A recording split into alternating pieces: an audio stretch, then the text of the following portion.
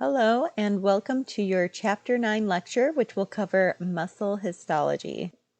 This first video is going to cover an introduction, and we'll also talk about skeletal muscle anatomy. So this will cover sections 9.1 to 9.3 in your book. So first, let's talk about the functions of your muscular system. We can achieve functions through three different types of muscle tissue. We've got our skeletal muscle, that's going to be responsible for locomotion, our facial expressions, posture, respiratory movements, meaning anytime you breathe, your muscles are helping to inspire and expire. Other types of body movements as well. And all of this is voluntary, meaning we are consciously making our body do these things.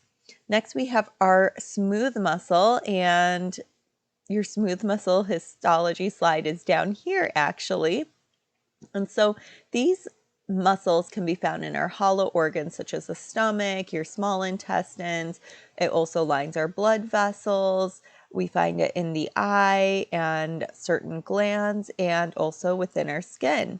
Some of their functions would be to help propel urine or mix food in our digestive tract, dilate and constrict our pupils, and regulate blood flow through vasoconstriction or vasodilation. In certain areas too, they have a type of autorhythmic function to them. So usually you would find that in the areas of our digestive system. And we're also going to control this involuntarily by our endocrine and autonomic nervous systems. The last type of muscle tissue we have is cardiac muscle tissue, which you see over here. And we're really only going to find this in the heart. It also has major autorhythmic control and is controlled involuntarily through our endocrine and autonomic nervous system once again. Here's a great table that compares each of these types of muscles. As far as location, we discussed that with our skeletal muscle attaching to bone. You can see that the appearance is very different between these three different muscle types. Our skeletal muscle is going to have these really long muscle fibers, and they also have multinuclei. So we got, one fiber will have one or two, and extend along will have a lot more nuclei. It'll also be striated, so you see these bands going across the fibers. It cannot spontaneously contract, and as we said before, it'll function in body movement. Our smooth muscle has fibers that have this spindle-like shape to them, so they kind of taper out as you get toward the end of the cell.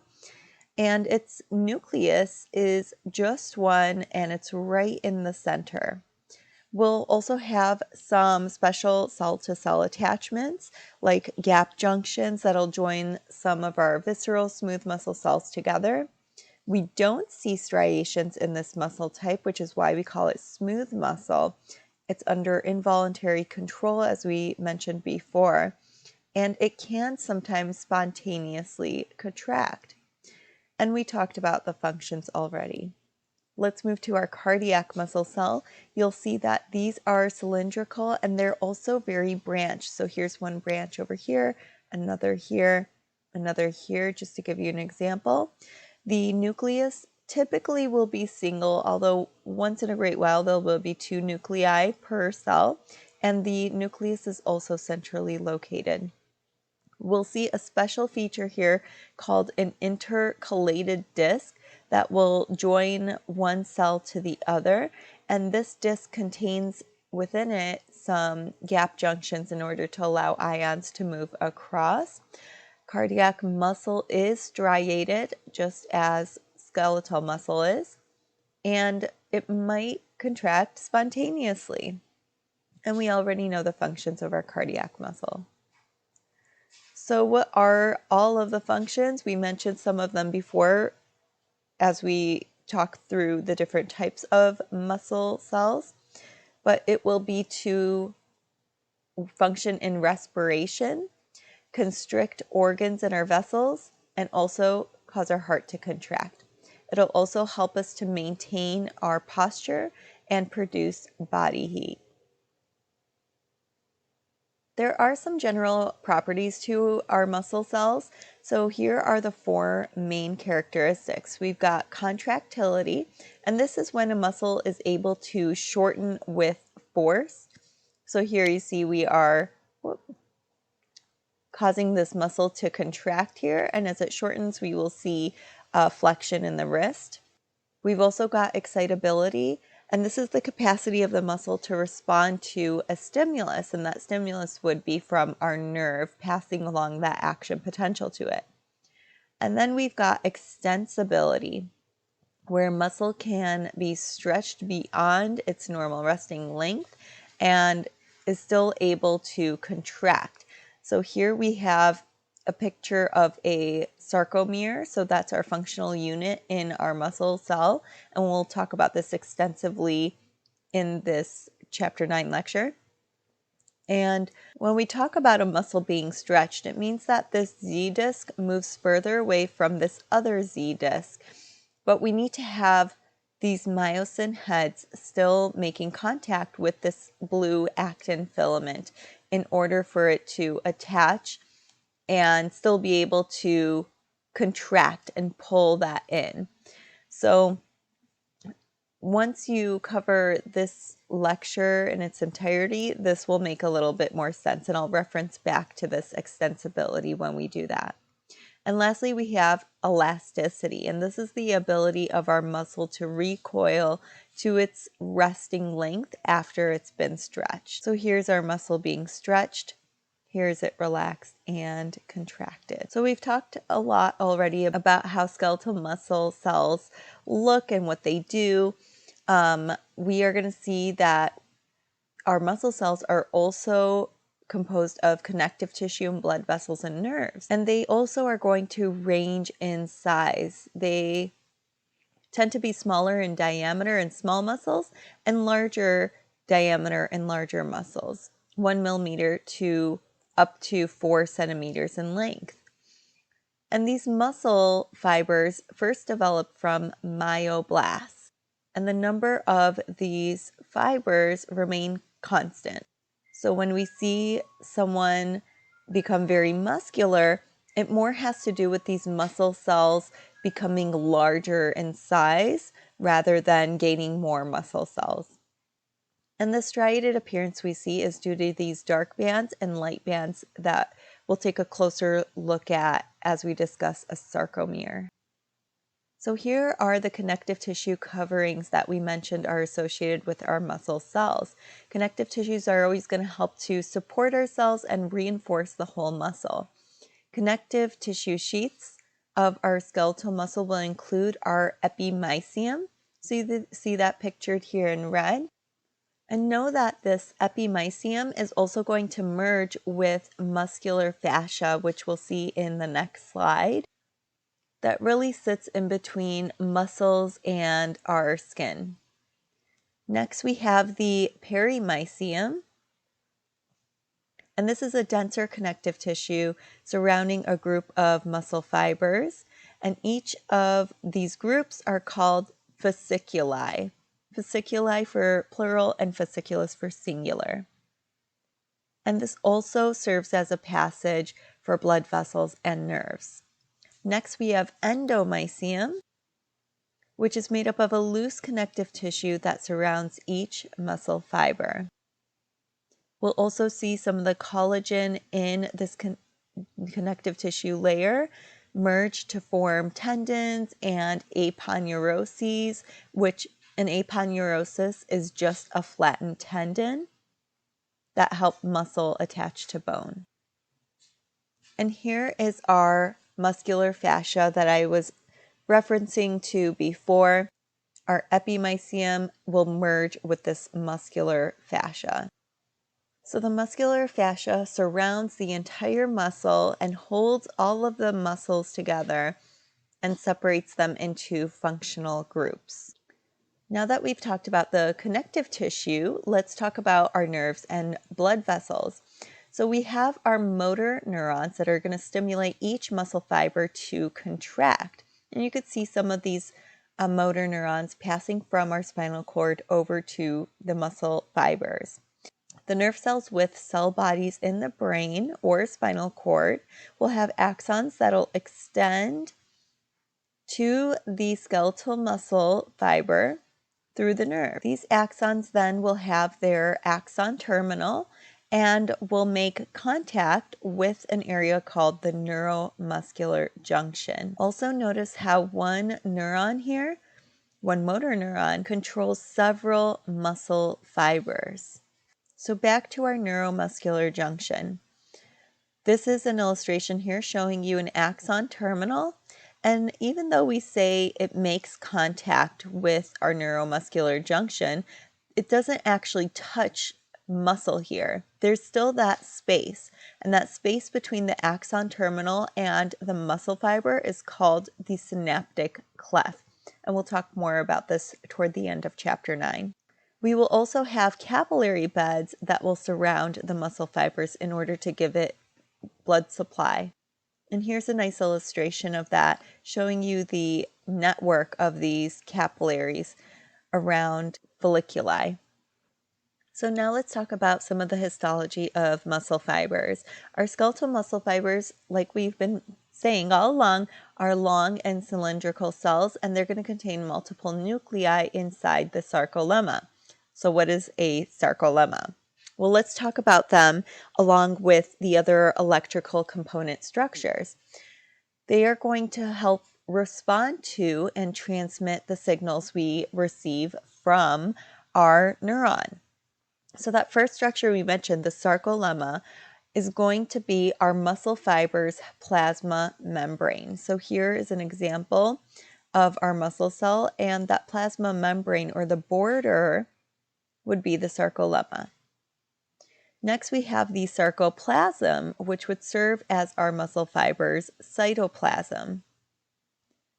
And then we have some other modified organelles like our myofibrils and our sarcoplasmic reticulum, which is just a specialized smooth endoplasmic reticulum. And this is a very important structure because it is going to contain calcium within it. So that would be this purple region in here. And then we also have our transverse tubules, or better known as T-tubules. And these are going to be inward folds of our sarcolemma, and they project into the interior of the muscle cell.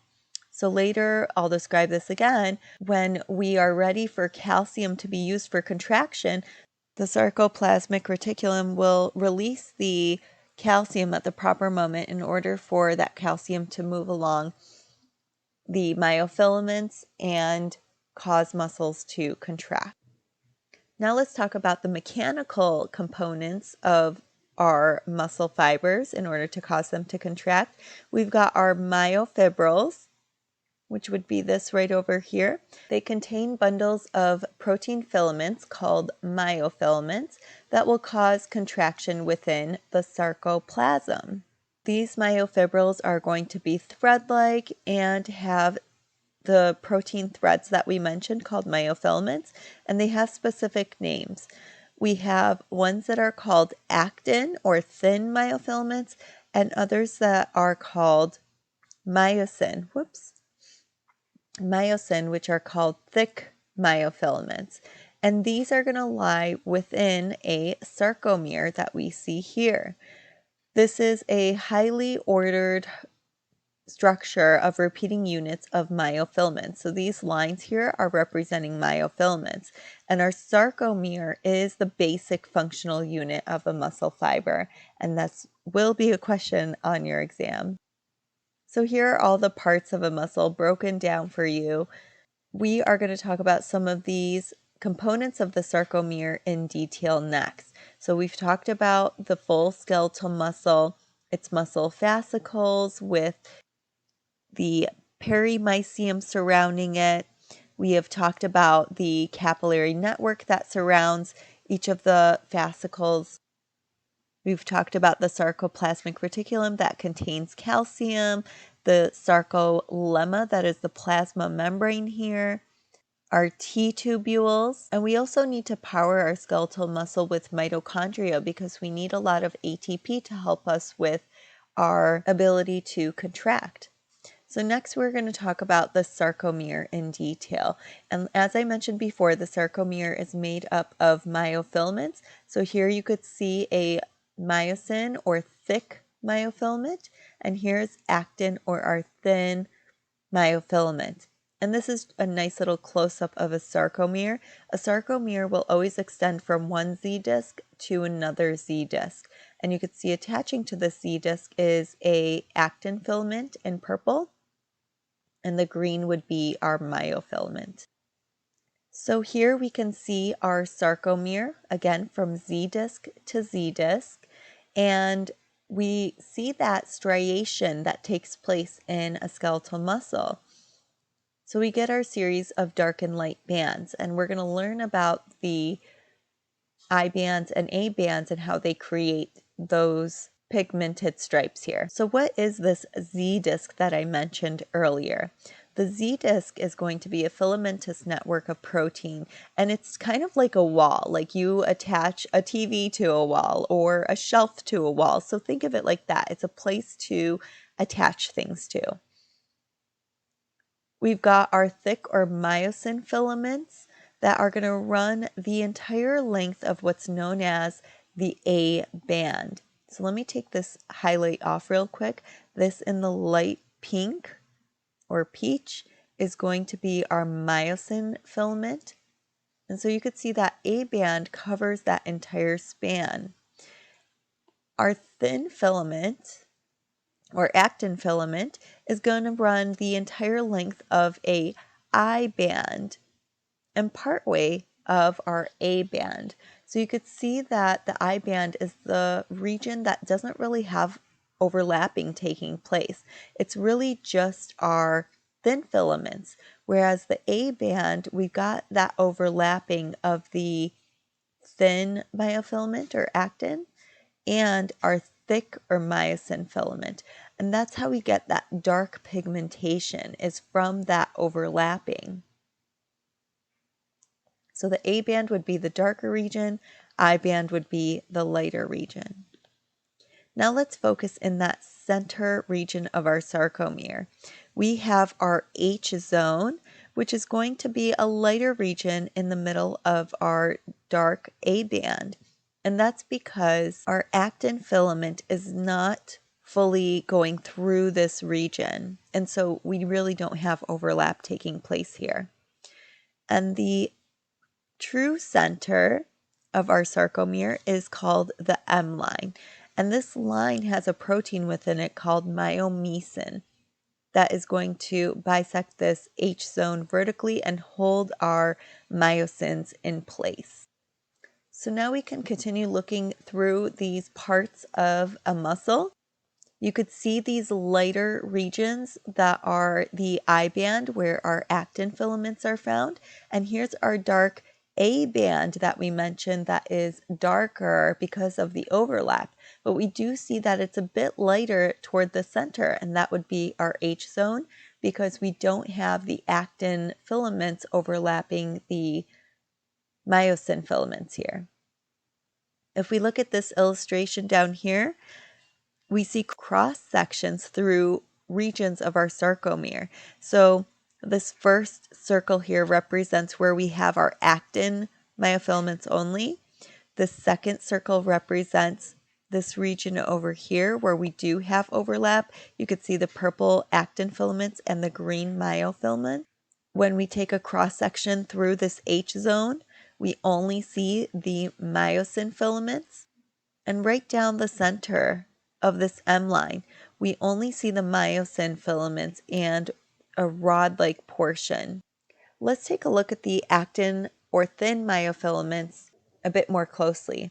These filaments are created by two strands of fibrous F actin. This forms a double helix, meaning they're twisted around one another and extend the length of the myofilament. And they're going to be attached at either end of the sarcomere. If we were to take some of these I call them blueberries, but they're really proteins, off of the F-actin, then these would be called our G-actin monomers. And each of these have an active site. So this pink region here is an active site. And the active site is important because it's going to be the one to bind to the myosin heads to cause contraction. So what happens is we will have our actin filaments here, and they will be covered. You could see it lightly in this picture, but those active sites on there will be covered through this thin rope-like structure that we'll get into in just a minute. So that's covering up the active sites. And we want that rope to move aside so that the head of our myosin can attach here and move this actin filament inward so that we are going to shorten our sarcomere. So here's a nice illustration of that active site. We have our jump rope that has moved aside to show us these active sites, and the myosin head was able to jump up and attach to that active site. So now it is going to shift this actin filament inward toward the H zone. So now let's learn what that jump rope-like structure is called. That is called the tropomyosin. It's a really long protein that's going to wind along the F-actin double helix and cover up all of those active sites. We also have this 3 subunit protein called troponin that will be associated with that jump rope, the tropomyosin. So the reason it has 3 subunits, and I'm going to refer to the subunits down over here, okay, is because one is going to bind to actin, another one is going to bind to tropomyosin, and the third is going to bind to calcium ions. So let's take a look at the big picture here. We've got our G-actin molecule that has that active site on it that myosin wants to attach to, but right now it can't because this tropomyosin jump rope-like structure is covering up those active sites. Then we've got troponin that has its 3 subunits that basically is the key to unlocking and moving tropomyosin so that the myosin head can attach to the G-actin active site. So the way this works is calcium comes on over, attaches to troponin, so this troponin C unit here, and that causes the other subunit that is attached to tropomyosin to pull and shift it out of the way. And now that tropomyosin moves out of the way, the myosin head can attach to the G-actin molecule active sites. Now let's talk about the myosin or thick myofilaments in detail. Many of our elongated myosin molecules are shaped like golf clubs, so you could see that it's very thick here. And they've taken just one myocyte molecule, and you could see at the very end is like the club part. And you can see at the very end we have these actin binding sites, and that's exactly where the G-actin active site will bind to. So all of these molecules will come together to form this rod portion lying parallel to the myosin filament and the 2 heads that extend laterally. By the way, anything throughout our presentation that has a video, I'm going to post those on Blackboard so you can reference to them if you would like. So what's important about these myosin heads is, like we mentioned earlier, they can bind to those active sites on the actin molecule to form a cross bridge. And what they can do is their head will attach and it can pivot or shift, and this is called a working stroke or a power stroke, and that helps to move that actin molecule inward toward that H zone. We also have ATPase enzymes, and they can attach to the myosin head. So I'm going to shift back one slide, and you can see this ATP binding site over here on the side of the head. And this will cause a breakdown of ATP in order to release energy. So like we see here, we've got ATP that attaches to its binding site. We hydrolyze it and we release energy in order to get it to attach to actin and cause the power stroke or working stroke to take place. So I'll let you look at this illustration on your own. The one thing I'm going to add here is that we also have attaching to the Z disc are these titin filaments that are elastic chains of amino acids, and they're going to make the muscle extensible and elastic. So we've got our neuromuscular junction here, and this is when we have the motor neuron that we discussed earlier in this lecture that is carrying an electrical signal called an action potential to stimulate our muscle fiber, which will cause muscle contraction to take place. So the three main points of contact between our motor neuron and muscle fiber is at this neuromuscular junction or the synapse, and it'll consist of this presynaptic terminal in pink. So this is the axon terminal that has all of these synaptic vesicles, which will contain acetylcholine. We have our synaptic cleft, which is this space between the double arrowheads here.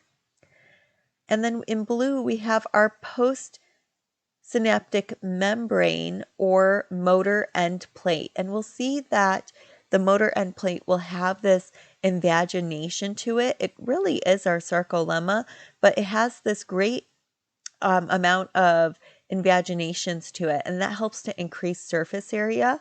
And we'll also find ligand receptors here ready to have the acetylcholine attached to it for that ligand channel to open up and allow sodium to flow in. So all of this is really the sarcolemma, but just the blue portion is our postsynaptic membrane or the motor end plate. So now let's talk about our sliding filament model.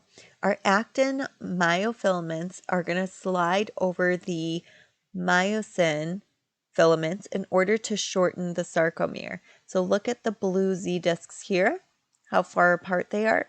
And then here is our contracted muscle, and look how much closer they are.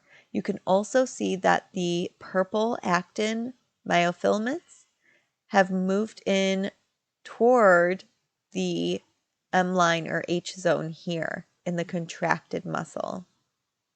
So the actin or the myosin filaments are not changing length. We are just shortening the sarcomere that is responsible for skeletal muscle contraction. And during relaxation, our sarcomeres lengthen because of some of the external force that takes place, like the contraction of an antagonistic muscle. So for example, our biceps femoris is our agonist causing the contraction or muscle shortening. So when we contract that muscle, we cause elbow flexion, and our antagonist would be our triceps brachii muscle. And this muscle has to relax or lengthen in order to allow this prime movement to take place. So some other things to keep in mind is that in our contracted muscle, the A bands are not going to narrow because the length of the myosin filament doesn't change. The ends of our actin myofilaments are going to be pulled to and overlap in the center of the sarcomere, which will shorten the muscle, and the H zone is going to disappear. So look on this relaxed sarcomere, how we see that lightened portion in here, whereas the contracted, we see that light zone disappear. So as an overall summary, the Z discs, when a muscle contracts, are going to be pulled toward our M line. You'll see that the I bands will shorten. So look at the I band here on the relaxed sarcomere versus the I band here on the contracted one. The Z discs come closer together. We saw that already. The H zone will disappear, as we mentioned, and the I bands will move closer to each other. And the A bands will move closer to each other of the consecutive sarcomeres. So that will be it for this first video. Stay tuned for the next one.